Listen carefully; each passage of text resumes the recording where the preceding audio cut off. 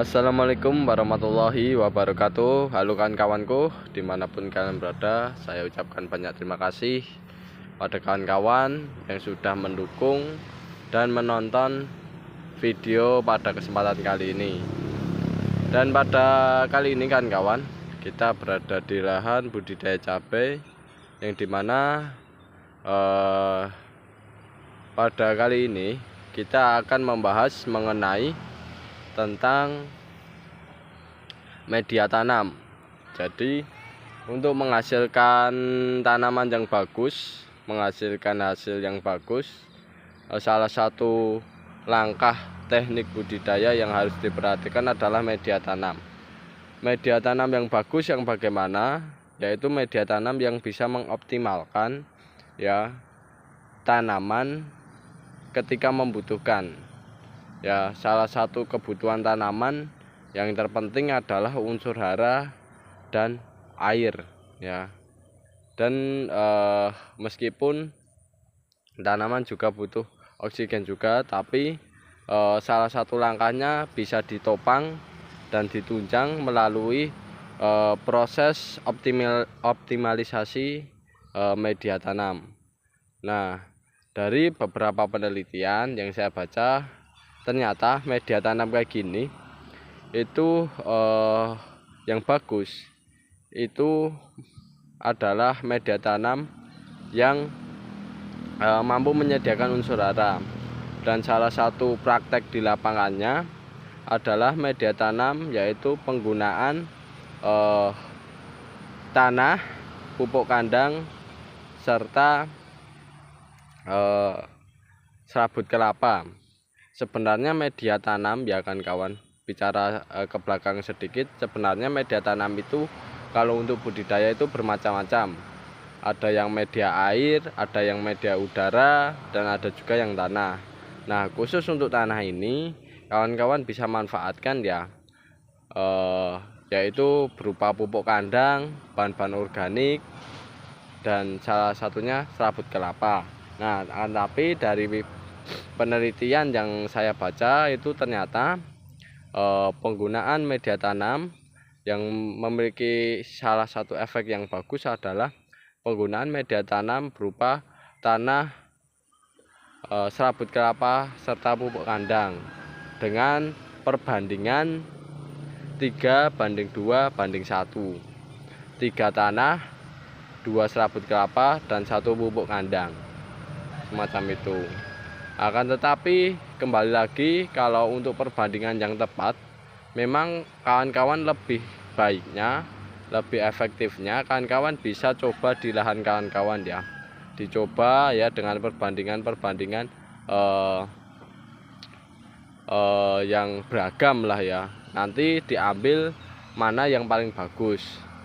Nah, pada intinya bahwasannya kalau kita ingin mengoptimalkan media tanam yang bagus, otomatis ketersediaan dan kelengkapan dari bahan-bahan penunjang untuk pertumbuhan tanaman khususnya di media tanam harus dilengkapi. Yang terpenting ada tanahnya, ada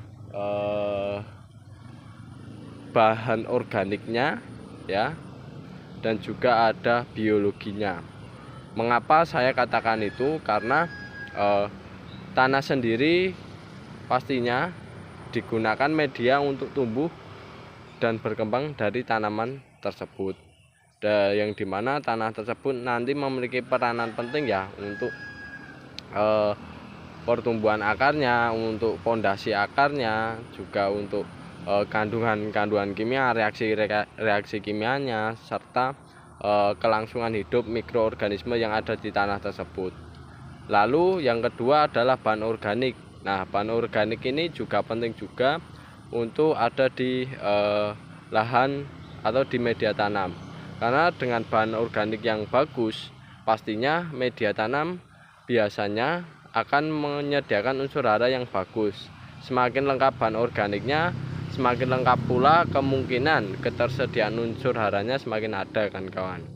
Nah, otomatis dengan ketersediaan berbagai macam unsur hara tersebut, pastinya tanaman mampu melengkapi ya kan kawan, melengkapi bahan-bahan yang dibutuhkan. Dan ketika kondisinya lengkap, maka performa dari tanaman untuk membuat makanan juga bisa optimal, dan efeknya nanti dalam mereka tumbuh dan berkembang dari hasil makanan yang dibuat itu juga akan optimal. Nah, hasilnya nanti buah dan keberlangsungan hidup ya, dari segi daunnya, batangnya itu juga bagus kan kawan, semacam itu. Nah, lalu yang tidak kalah penting ya, selain bahan-bahan organik itu juga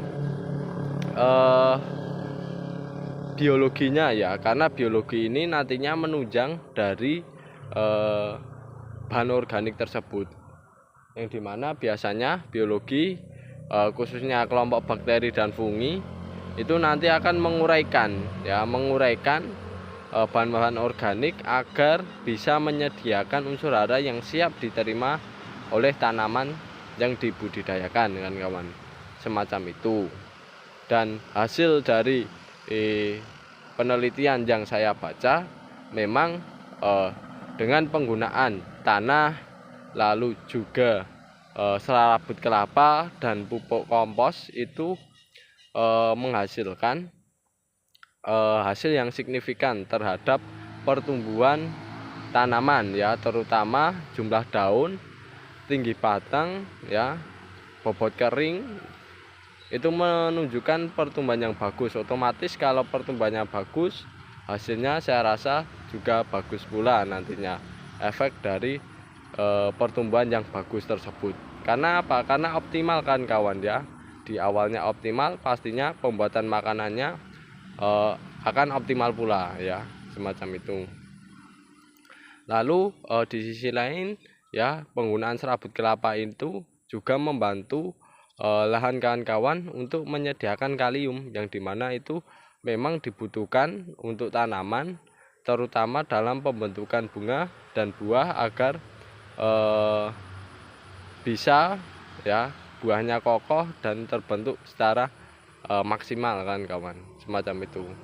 Dan pada intinya penggunaan bahan organik harus ditunjang kepada media tanam kawan-kawan, dan yang jelas